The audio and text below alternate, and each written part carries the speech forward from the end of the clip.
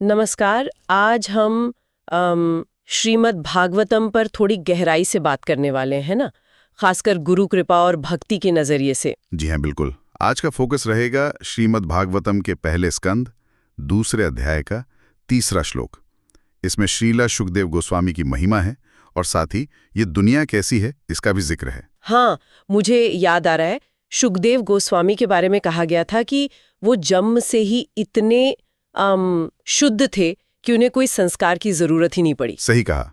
और सबके प्रिय थे, सबके मन में बसते थे ऐसा। तो चलिए इसी श्लोक 1.2.3 को थोड़ा और खोलते हैं। हाँ, जरूर। तो देखिए, श्लोक में सबसे पहले शुकदेव गोस्वामी को कहा गया है अखिल श्रुति सारमेकम। अखिल श्रुति सारमेकम, इसका क्या मतलब हुआ? सिर्फ वेदों को जानना? नहीं, जानने से कहीं ज्यादा। इसका मतलब है उन्होंने वेदों के सार को, उसके एसेंस को न सिर्फ पढ़ा या सुना, बल्कि खुद अनुभव किया है, जिया है उसको।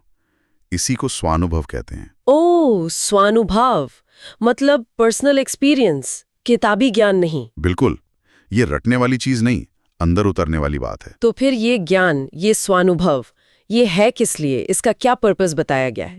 इसे कहा गया है अध्यात्म दीपं, एक आध्यात्मिक दीपक। दीपक किसके लिए? उनके लिए जो तमो अंध में है, मतलब घोर अंधेरे में, अज्ञान में। और ये तमो अंधम क्या है? ये भौतिक दुनिया ही है। तमो अंधम, ये शब्द ही भारी है।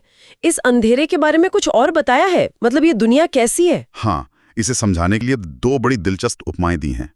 एक तो है अहीकूप। अहीकोप मतलब? सांपों से भरा कुआं।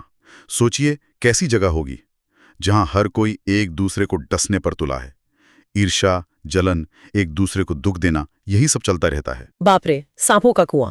और दूसरी उपमा? दूसरी है मोह अंधकूप, मोह का अंधा कुआं।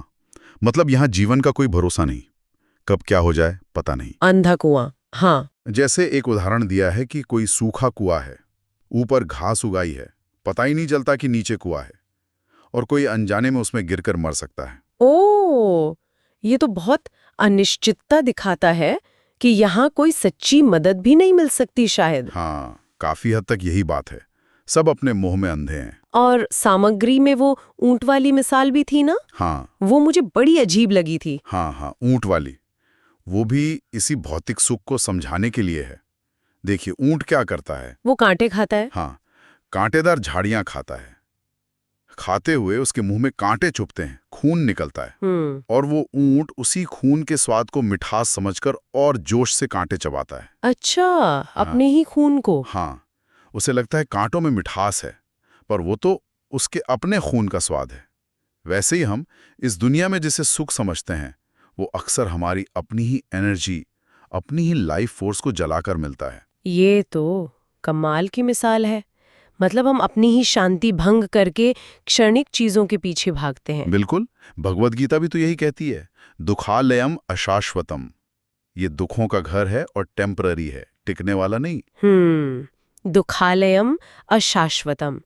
तो फिर इस अंधेरे से, इस तमो अंधम से निकलने में शुकदेव गोस्वामी कैसे मदद करते हैं? वो करते हैं अपनी करुणाया, मतलब असीम करुणा, दया।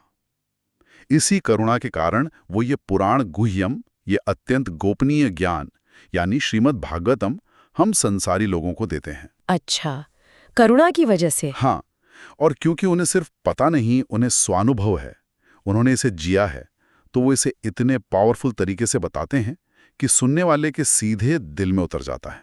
वाह, ये बात है। इसीलिए उन्हें व्यासदेव का पुत्र, व्याससूनु होने के साथ साथ गुरु मुनि नाम भी कहा गया है, यानी मुनियों के भी गुरु, परम गुरु। तो मतलब असली आध्यात्मिक ज्ञान सिर्फ इन्फॉर्मेशन नहीं है, वो अनुभव और करुणा का संगम है, और वही हमें इस दुनिया की असलियत से ऊपर उठने में मदद करता है। आपने एकदम सही पकड़ा।